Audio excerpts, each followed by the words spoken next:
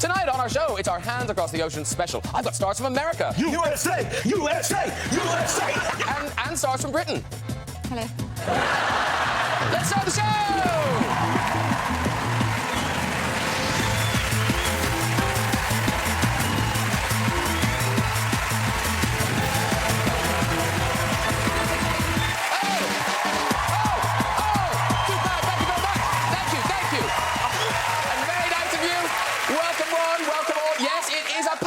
Tonight, not just those 4 stars. Later in the show, we'll be joined by Sir David Attenborough, ladies and gentlemen. Yes! Sir David! There's Sir David there, just securing his 2-for-1 cinema tickets. What's happened to those animals? It's so good. Everyone loved the series Life on Earth, where David met gorillas in their natural habitat. Now, gorillas are expert communicators, and apparently they had a subtle way of letting David know when they'd had enough of being filmed. We hear you. Let's get some guests on!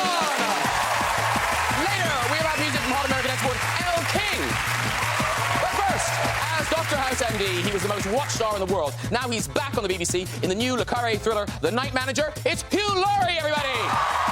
Woo! It is! It is! Hello! Really nice to see you. Thank you. She is the double BAFTA-winning star of Peep Show, 2012, The Iron Lady, and Broadchurch, and one of the country's best-loved actresses. It's Olivia Colman, ladies and gentlemen! Yay! Look at you! It's like a street makeover. You look fabulous. Thank you. You join your co-star. Hello. Oh. Right, he's the most successful stand-up comedian in America and a fully-fledged movie star. Now he's in the sequel to the smash hit Right Along. It's Kevin Hart, everybody! Yeah!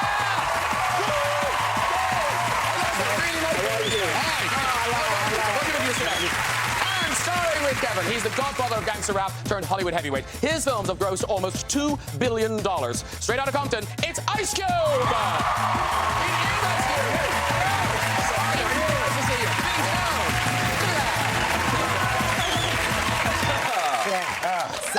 Everyone good? Yay! Yay! Now, the weird thing is, Ice Cube, we could be related. Because, apparently, there's some Irish stock in your past. No. I mean, it could be. You never know. No, but you have an Irish name. Do I? It's no shade. Oh, Shay is an Irish name. It couldn't be more Irish. Has no one told you that till now? No. I've been told. But, you know, I think my mother just liked the name. Okay, because it's your Christian. It's my... Yeah, I think. Listen, Brian, let me educate you something. Black people are notorious for picking things that they saw one day and say, that's my baby name. That's all that was. That's all that was. Grandma was nothing. There's no amazing story behind it. People would love to tell you, yes, it actually came from an Irish forefather that did it. That's not the case. His mother was reading the paper and she was eating some cereal and somebody in the back said, oh, Shay. She said, that'd be a good name for the baby. And that's it. That's how it happened. That's it.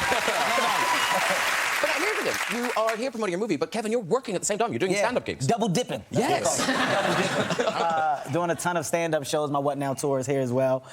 Major thank you to the UK fans. The tour sold out in like literally 2 days. So you guys are amazing. Way back when. Wow. We did that, and then after that we came over here for promo. What Cube and myself love doing is really getting involved with the fans. You know, we love putting our feet in the street and really being active and interacting. So we've been doing a ton of pop-ups, just delivering the movie the best of our ability, which is live and in person. And we're splitting all the tour money. That is not true. You got him here. You got him here. I mean, I'm here. Yeah, it's not true. Yeah, you know he bum rushed my stage the other day. Oh, did he? And I was telling him, he tackled me from the back, scared to live in that side. It was one of the most frightening moments of my life, to be honest. I think we might have another frightening moment for you. This is you in Manchester. Now, do you even know the name of that show? Oh, yeah, I do. What's it I was called? the only black guy there that day. Forever. That's Coronation Street. Well done. That's you in Beverly California. But this picture, this looks like you've been photoshopped in. Yeah. Are you really there? Yeah. Roy's rolls can't be that big. First of all, it looks like I grew up there. And, Olivia, with Broadchurch, presumably your kind of level of recognition has gone up. You must get recognised all the time now. Yes. Yes, I do. Oh, I know where you're going, yes. Yes. Well, do tell them. I hope my mum's not watching. But, there was a slight road rage incident. And you know those crossings where they're absolutely... I don't know if it's the same rules apply, but they're not staggered, they're straight crossroad thing. You know what I mean? I mean, I have no idea what you're talking about. Okay. Keep going. So you turn right, you have to turn in front of each other, not behind each other on a staggered crossing. Do you know what I mean? No. Does anyone know what I mean? So No, don't. basically, okay, and you've got to go behind each. No, you've got to go in but front I of had to each go in front because it was You have to go in front equal of each other. thing. Yes. Okay. So this woman was coming towards me and wanted to go right, her right, and I was going right. So I turned to go in front of her, and she went, and as if I'd tried to drive into her. And I thought, OK, well, there's no one else coming, so I'll just, to keep her happy, I'll do what's wrong, but I'll go behind her. And she was doing that in the car. And it was starting to really piss me off, because I was right, and I was helping her out. And then I suddenly got this red mist. Just as our cars were coming next to each other, I suddenly went, fuck yeah! And just as she was doing that, she went,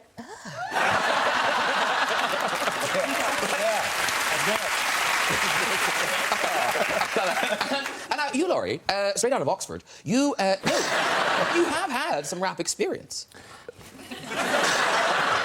I think you may have been misinformed there. I No, you've got evidence. Well now. Have you started?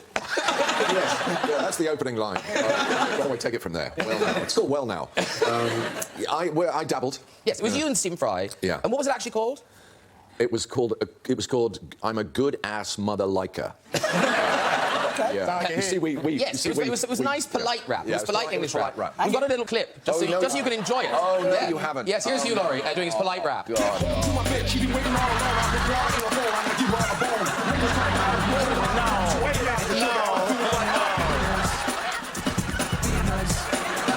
I'm a good ass mother liker.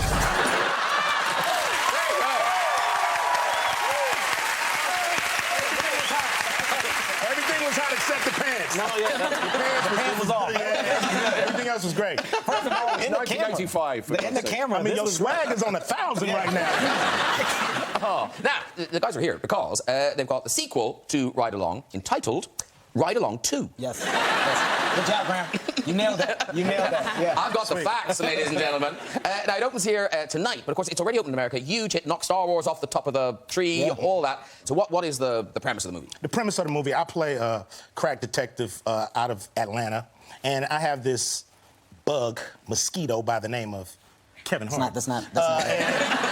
He wants to marry my sister. So, you know, it's the whole thing of, you always hate the guy that wants to marry your sister. So, you know, I hate That's a him over strong here. word. You dislike me. And I'm trying to scare him from not being a cop by taking him on a ride along, and it doesn't work because he ends up helping me solve the case. Yeah. There's a lot of stuff that happens on that ride. I mean, you're looking at a relationship with two guys. That's a grounded, genuine relationship. You know, my character, Ben Barber, aspires to be what James is. And what means the most to me is this man's approval. But getting that approval is tough. So along this road, it's about me proving myself above and beyond and eventually getting the attention of the guy that I look up to. And reading interviews between you, it's unclear. Like, do you get on set, or do you genuinely kind of annoy each That's other? my best friend. Okay.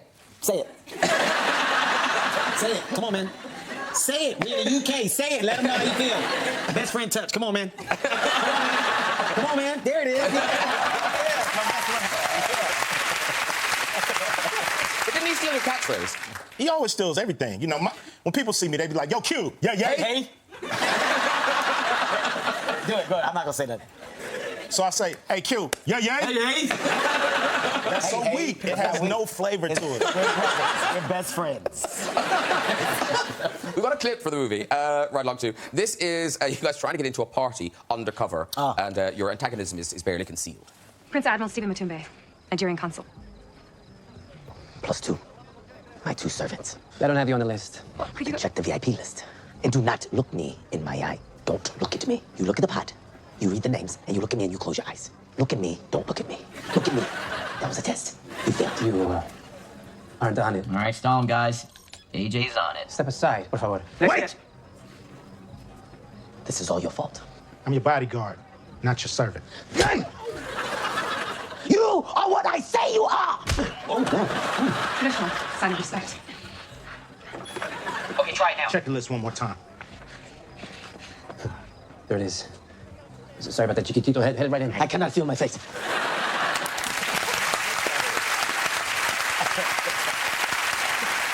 And actually, we've got to mention Straight Outta Compton. Congratulations, Oscar nominated.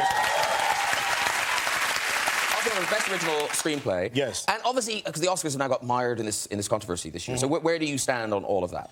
Like, will you go? Are you going? I never used to go anyway, so...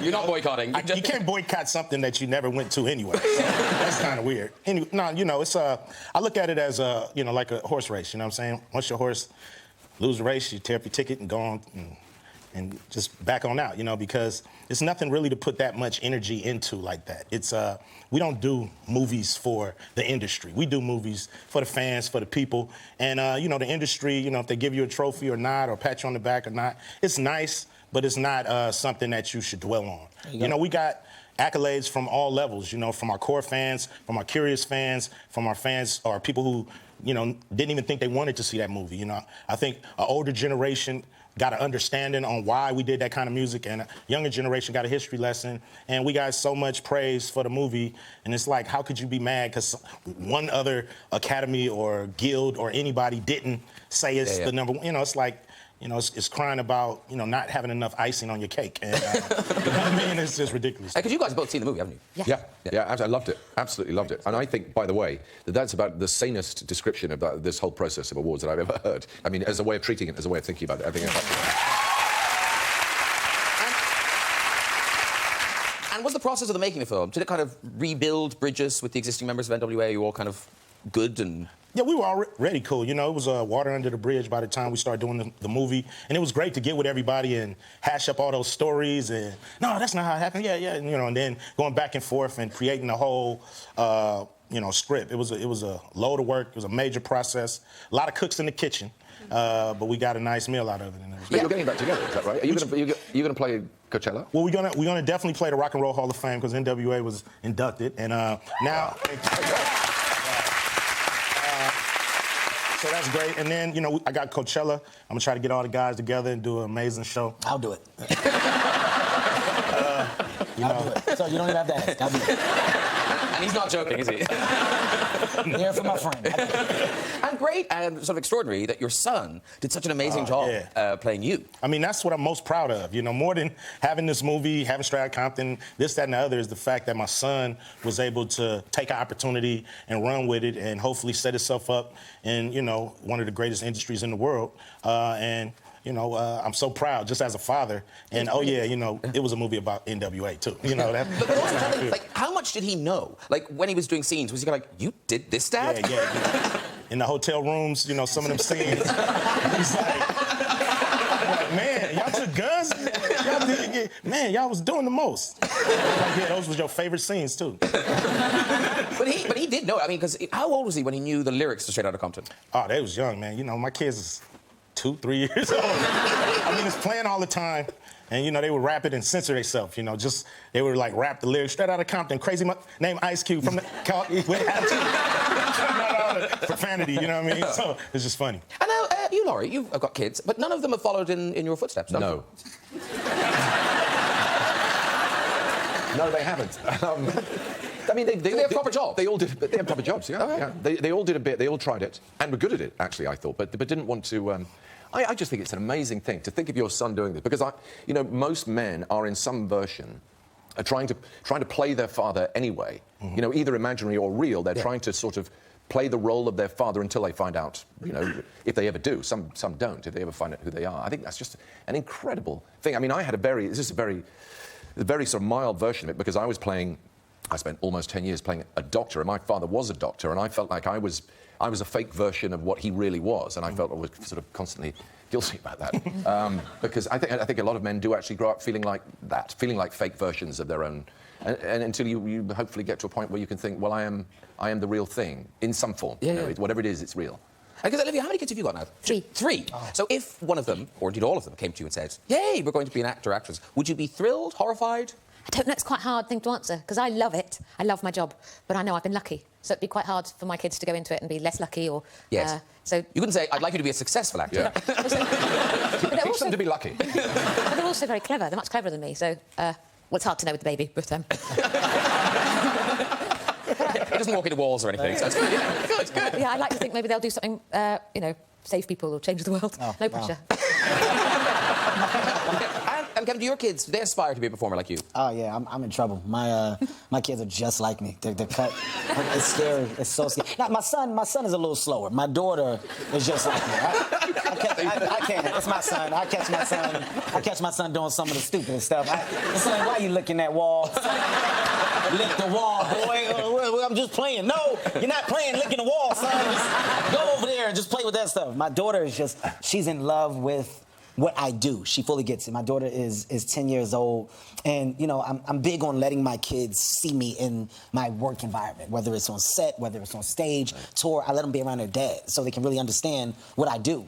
My daughter sits, like when I'm on stage, I don't let them, they only allowed to watch the first 7 to 10 minutes of my show because that part's clean. Then it gets filthy after that. So the first 10 minutes, she just sits and she watches and she mimics me in the house. And my daughter's got a tight 5 minutes. Like, she's got a tight 5. Right? She's like, Dad, introduce me. Like, she's got bits. She's got my mannerisms. She comes on stage. She's like, what do you do? What's your job? What's your name? It's scary. It's really scary.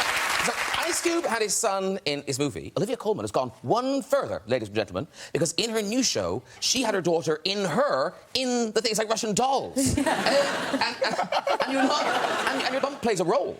This is The Night Manager, the new series that you got created. In her? Yeah, in her. Where were you going? I don't know. I went somewhere about it. Okay. You were just nodding, going, okay. It's a UK thing. All right. I got it. But they wrote the bump in. Yeah, when I first went to meet the director, and I just found out I was pregnant, and I thought, I can't lie, because it's going to become obvious. And so I said I was pregnant, and Susanna went, oh, okay. So she said, I must talk to the producers, and so this is my impression of Susanna. Yes. Lucky she's not here, because then I can tell you it's really good. Okay. It is. It's absolutely spot on. Yeah. And I was going, and if you remember Fargo, Frances McDormand was pregnant, and it really added to it. I think it would help, sort of, fingers crossed. And they went away and came back and said, yeah, OK, we can do pregnant, yeah. Yeah, we'll write it in. So. And it was good, you didn't have to carry a bag in front of yourself or baggy coats. I got so big, there would have been no hiding it. And also I was waddling quite a lot. And Susanna once said, could you walk less pregnant? My pelvis is like that. So this is The Night Manager, coming out on BBC One next month. See that? I look like someone, I've snuck into the back of shots. It's like a model shoot. Spherical being. It's like when they left the paper cups on the mantelpiece in Downton. She looked like she's back there fixing his suit. Like a wardrobe person, like. I wouldn't have noticed it if she didn't say it. But when she said it, I was like, it kind of does look good. If anyone's watching in America, by the way, it's also on there. It's on BBC America and AMC. And I guess because of all that involvement, it looks amazing. It's got this huge budget, it looks like, for a TV show. Yes. Americans do know how to make things look very good. Yeah. It's exciting. And obviously, it's the famous John le Carré novel, but if people don't know, what can you tell us about it? Who do you play within the film? I play, I'm proud to say, the worst man in the world. Ooh. We actually play sworn enemies. This is a sort of the angel of vengeance, and I'm the worst man in the world. And we, let's say that because there are no other actors here, let's say it's all about us. OK. We wind up right at the end of the thing in a sort of a final confrontation between really good and evil. It's about arms dealing. It's about a conspiracy to pull off a very terrible arms deal with very terrible people. And Olivia's character sets about trying to undo the villain of the piece, the worst man in the world, which is me. And why was it? Because it's been changed. It wasn't a woman originally. Yes, no, that's right. My character, Burr, was a man, and they thought Burr would be a good person to turn into a woman. I think you probably worked there more than me in that discussion. I was a horse, my character. We could have a talking horse, or why do we have a person? There never are enough. But you, Laura, you love this book. I love... Well, le Carré this is holy text for me. And I loved... And you know him, right? Well... Yes, I would like to say now I do a little bit. I don't think he blanked me in the street. But you went his birthday party? I did. I got taken. I got taken as Stephen Fry's date to his 70th birthday party at a restaurant in Hampstead. And at this party I don't quite know who these people were because you're not supposed to know anyway, but there was something like the head of the CIA and the head of the KGB were at this dinner. Big cheeses anyway. Yeah. And the place was crawling with bodyguards and there was a lot of earpieces and people were packing. Yeah. And... Yeah. Is this a captain? I think I know that spot. I have the lingo.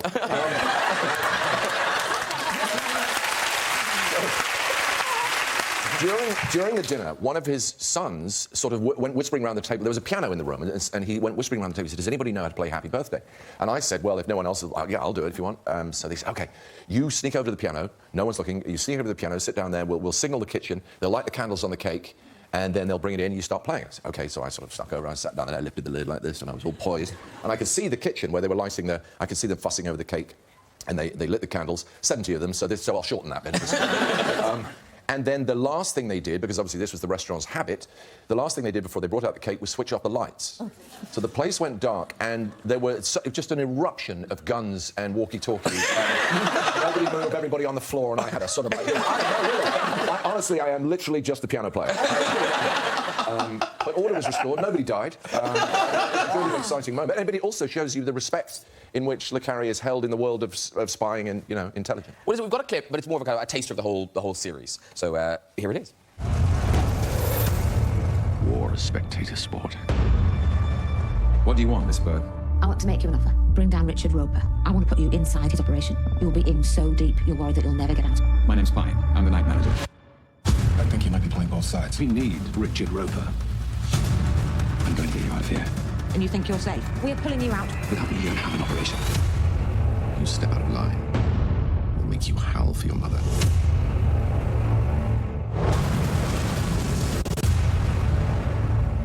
Ooh.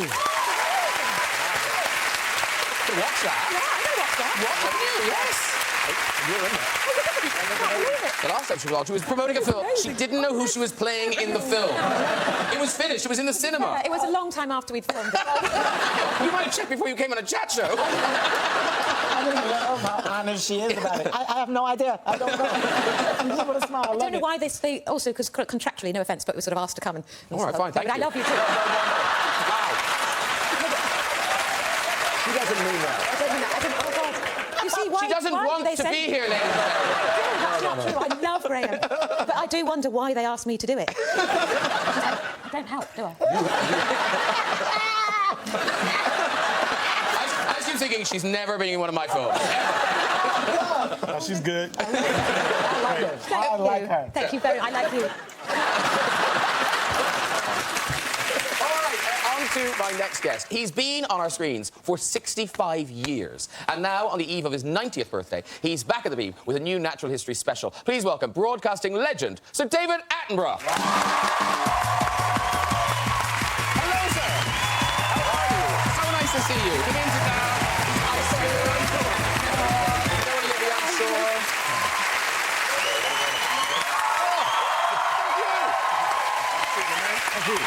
Sit, everybody. Oh.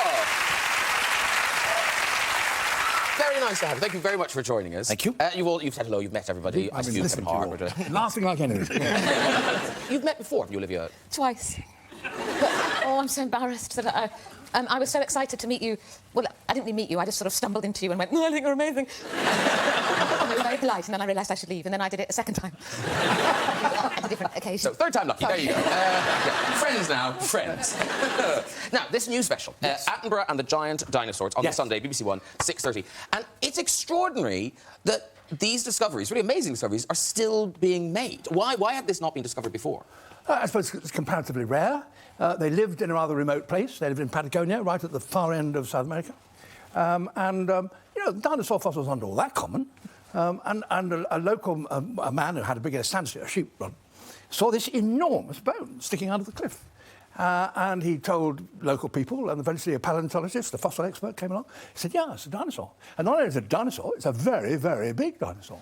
And that particular bone was the thigh bone, this one, and it's 9 feet tall, 3 metres tall. So it's huge, this animal. It's incredible. I tell you what, before we talk about it some more, because talking about it doesn't really convey the size of it, so we've got a clip from the show that conveys just how big these things were. The first sauropods to appear on Earth were comparatively small creatures. This is the cast of the thigh bone of one of them. It's not even as big as my thigh bone. But after about 20 million years, some had become pretty big.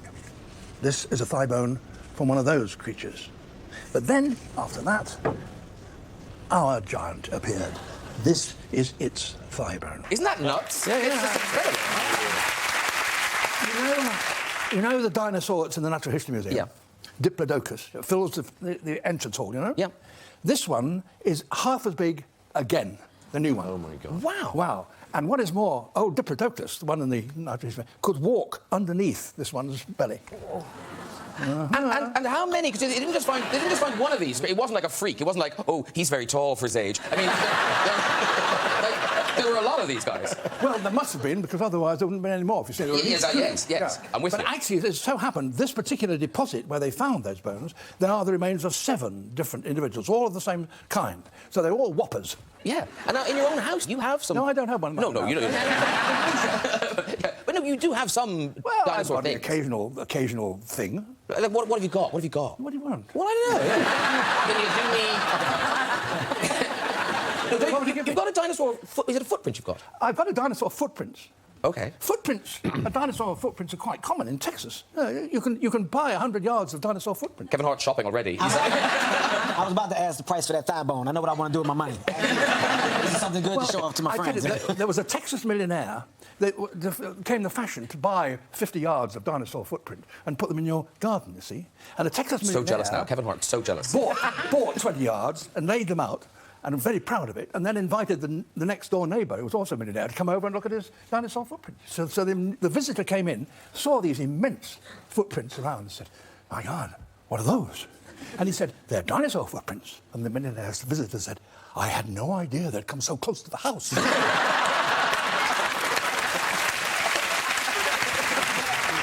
Now, I don't want to embarrass you, but we have to mention, you do have quite a large birthday very, very soon. Yes. It's, what, 90? We can say it. It's 90. It's a thing to be celebrated. So, how is it... I mean, how is it going to be marked, personally, how is it going to be marked by the BBC? What's happening? I would like to ignore the whole issue. The BBC is talking now about doing some kind of programme. I don't know what, but they're going to do something. They'll have to do something. Oh, something. Yes, they will. A cake. And Hugh Laurie can play Happy Birthday. I will. Yes. It'd be lovely. OK, it's time for music. Now, this Grammy-nominated singer-songwriter is destined for great things. Here, singing her hit single, X's and O's, please welcome Elle King.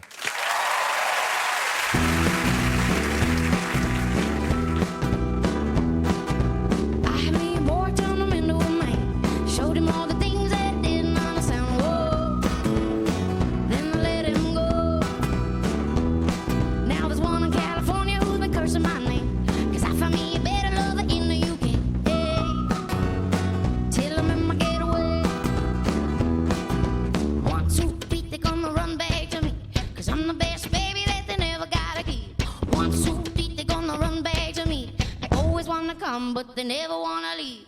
X's and the O-O-O's, they on me. Like the O-O-O still want me. To me, O-O-O, they want let go. X's and O's. Had the summer lava down in New Orleans. I kept them warm in the winter, left them frozen in the spring. My mind, how the season go by. I get high and I love to get low. So the hearts keep breaking and the heads just roll. You know, that's how the story goes. 1, 2, 3, they're gonna run back to me. 'Cause I'm the best baby that they never gotta keep. 1, 2, 3, they're gonna run back to me. They always wanna come, but they never wanna leave. X's and the O-O-O, they on me. Like the O-O-O still want me. To me, O-O-O, they want let go. My X's and the O-O-O, they on me. Like the O-O-O still want me. To me, O-O-O, they want let go. X's and O's.